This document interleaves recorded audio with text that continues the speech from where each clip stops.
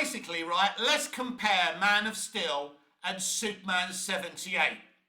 If you take away the CGI and the flashy techie cameras from Man of Steel, you've got nothing. You don't have a film. It's just green screen. But if you take the VFX away from Superman 78, you've still got a beautiful romantic comedy. That's the truth. I mean, we've all seen Man of Steel. We've all seen Superman 78. Don't get it twisted. I love Man of Steel. But if you take away the CGI and the cameras, you got nothing.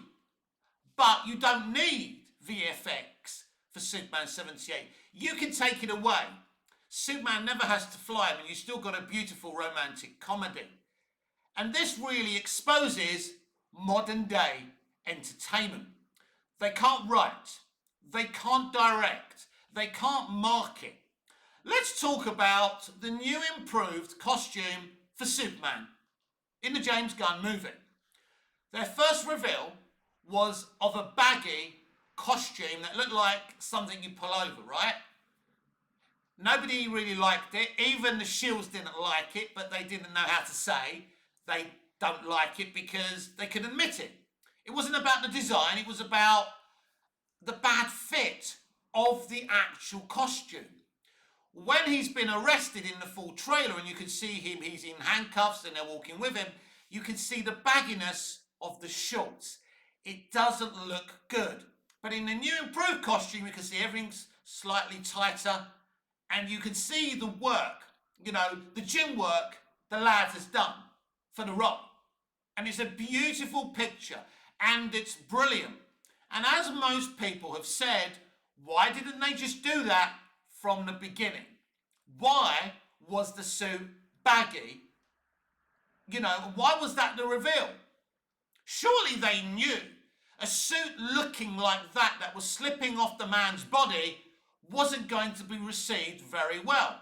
Now, I gave some copium that Ma Kent has made her first attempt of a suit and she's got it a couple of sizes too big.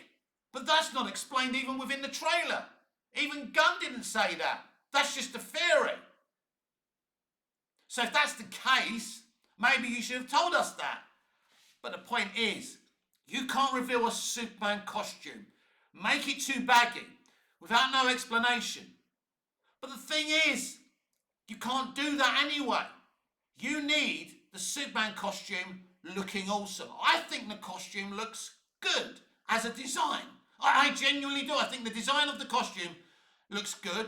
I love the fact that the colours are popping, that there's an S on the cape, and it's, the S on the chest is a good size. So I don't think the costume as such, the design of the costume is a problem. But this is what I mean, they can't market. Who in their right mind would reveal a costume that doesn't fit the actor? It doesn't make sense, does it?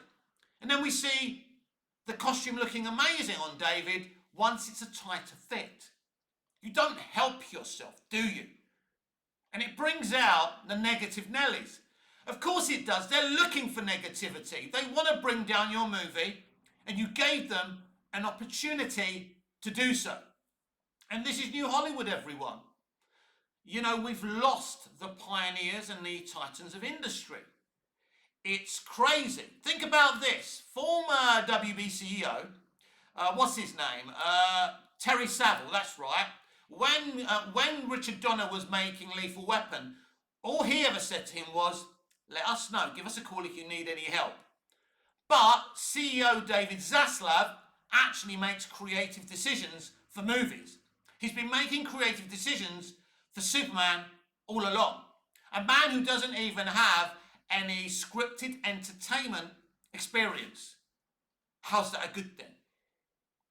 A company that was reduced to a junk credit this week, and you can see why. Now, they're having a good year. So far, they've had 3 really successful movies. Final Destination, was it Bloodline, doing well? And the other 2 movies, Sinners and the other one, which is based on the game, right? Forgot what it's called now, but all done well. WB are having a good year, but they're in such debt, it doesn't make much of a difference. They need a good 5 years. And they're on the line. They're on the line of destruction. Still making bad decisions, by the way. These people are clueless. And that is the truth. I see it every day. I see all these announcements from Access Media. Oh, this film's in development, this reboot, this relaunch. And it's all bland, it's all boring, and it's all disinteresting. So, is revealing that costume, which I assume he's going to wear at the end of the movie, going to save and repair the damage that was made by revealing the wrong suit? I have absolutely no idea, but I'm fascinated to go to the cinema, watch it, and see how this film does in the box office.